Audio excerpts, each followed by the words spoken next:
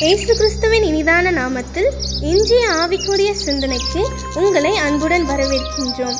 இப்போதும் ஒரு பாடலுக்கு பின்பு உங்கள் சிந்தையை தெளிவிக்கும் ஆவிக்குரிய செய்தியை கேட்கலாம்.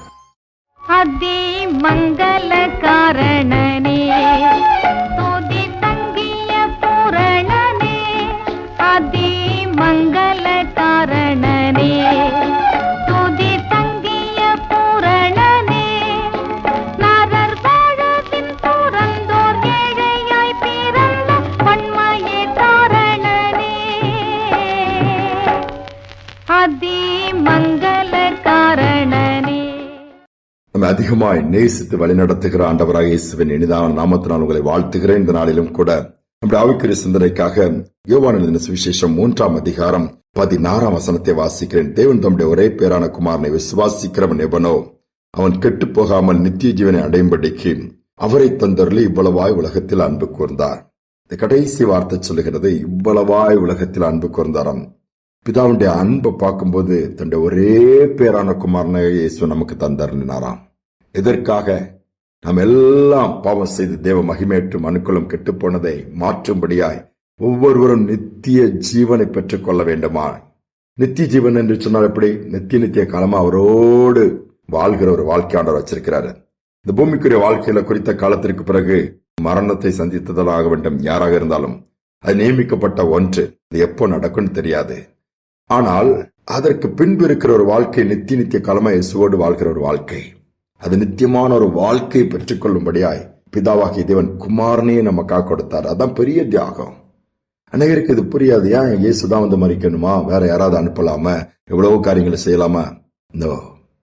அதான் தகப்பன் தன்னுடைய அன்பை நமக்கு விளங்க பண்ணும்படியா எவ்வளவா இந்த மனுக்குலத்தை நேசிக்கிறேன்கிறத காண்பிக்க ஒரு அடையாளமாய் ஒரு பழுதற்ற ஆட்டுக்குட்டியாகிய இயேசுவை பலியாக கொடுக்கிறார்.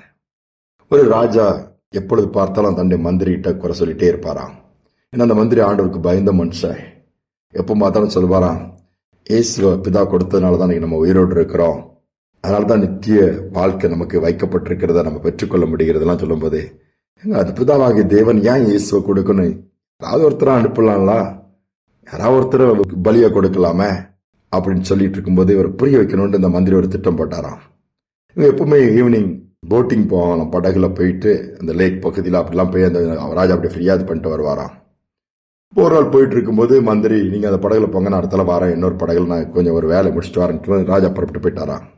இன்னொரு படகுல மந்திரி கொஞ்ச நேரம் கழிச்சு புறப்பட்டு ராஜா ரிட்டர்ன் வரும்போது எதிராக போறாரு.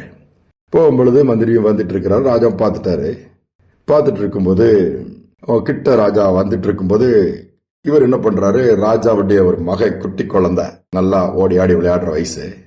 அப்போ என்ன பண்ணாருன்னா ஒரு படகுல இருந்து தூக்கி அந்த லேக்குள்ள போடுறாரு, தண்ணிக்குள்ள போடுறாரு. தண்ணிக்குள்ள போட்டது ராஜா தன்னுடைய மகன் மந்திரியோட இருக்குது பார்த்துட்டாரு. தூக்கி போட்ட உடனே ராஜா கூட மற்ற சோல்ஜர்ஸ் எல்லாம் இருக்கிறாங்க, சேவையர்கள் பாதுகாப்பு கூட தான் போயிட்டு இருக்கிறாங்க. ராஜா உடனே என்ன பண்ணிருக்கலாம், எப்போ என் பையனை தூக்கி அவன் உள்ள போட்டான், டக்குன்னு இறங்கி தூக்குங்கப்பா அப்படின்னு சொல்லதுக்கு பதிலாக ராஜாவே உள்ள குதிச்சிருந்தாரு. குதிச்சு போய் அதை தூக்கிட்டு வர்றாரு. அது மெழுகினால் செய்யப்பட்ட ஒரு பொம்மை, உண்மையான ராஜாவுடைய மகன் கிடையாது. நேர படகுக்கு வந்துட்டு ரொம்ப கோவப்படுறாரு, உனக்கு அறிவு இருக்குதா, நீ என்ன இப்படி பண்ணிட்டு வச்சுட்டு மந்திரிட்ட. கரைக்கு வந்தது, ராஜாவே என்ன மன்னிச்சிருங்க, சரி நான் கொண்டு வந்தது உங்க பையன் மாதிரி இருந்துச்சு, சரி போட்டேன், உள்ள விழுந்ததும் உங்க பக்கத்துல பாதுகாவலர்கள் இருக்கிறாங்களா, அவங்கள டக்குன்னு குதிச்சு தூக்கி காப்பாத்துக்க சொல்லாம நீங்க ஏன் குதிக்கணும்? அந்த ராஜா சொன்னாரா, டே அது என் மகன், என் பிள்ளை, நான் எப்படி சும்மா உட்கார்ந்து இருக்க முடியும்? அப்புறம் அமைதியாச்சுனார். இதே போலதான் நம்முடைய பரமபிதாவும் நம்முடைய ஆண்டவரும் நம்மளை அவருடைய பிள்ளைகளா பார்க்கிறாரு. கெட்டு பாதாளத்துக்கும் நரகத்துக்கும் போயிடக்கூடாது, அவங்க மீட்கப்படணும், காப்பாற்றப்படணுங்கிறதுனாலதான் தன்னுடைய குமாரனை பலியா கொடுக்கிறாரு. அந்த அன்பு என் பிள்ளைகள் கெட்டு போயிடக்கூடாது, என் பிள்ளைகள் பாவத்திலும் சாபத்திலும் மூழ்ந்துட்டு இருக்கிறாங்க, அவங்களை தூக்கி விடணும், வியாதியில இருந்து விடுதலை கொடுக்கணும், சுகத்தை கொடுக்கணும், பிசாசுகளை அழிக்கணும், தன்னுடைய குமாரனை அனுப்புறேன். இப்பமாவது அந்த அன்பை புரிஞ்சிக்க முடியுதா? ராஜா புரிஞ்சுக்கிட்டாரா? அவ்வளவா நம்மள ஆண்டவர் நேசிக்கிறாரா? அவ்வளவா நான் அதை காட்டில அதிகமா நேசிக்கிறாரு சொன்னாராம். நம்முடைய வாழ்க்கையில் அநேக நேரம் ஆண்டோடைய அன்பு நமக்கு தெரியாம போயிருது. அந்த அன்பு அறிந்திருந்தோம்னா ஆண்டவரை ஒரு நாளும் நம்ம துக்கப்படுத்த மாட்டோம். அவருக்கு ஊழியம் செய்கிறவர்களா, அவருக்கு பிரயோஜனமா பாத்திரமா மாறிடுவோம். நாம எப்படி இருக்கிறோம்? இவ்வளவாய் உலகத்தில் அன்பு கூர்ந்தாராம், தன்னுடைய குமாரனை கொடுத்து நாம் அதுக்கு பிரதிபலனா நாம் என்ன செய்யறோம்?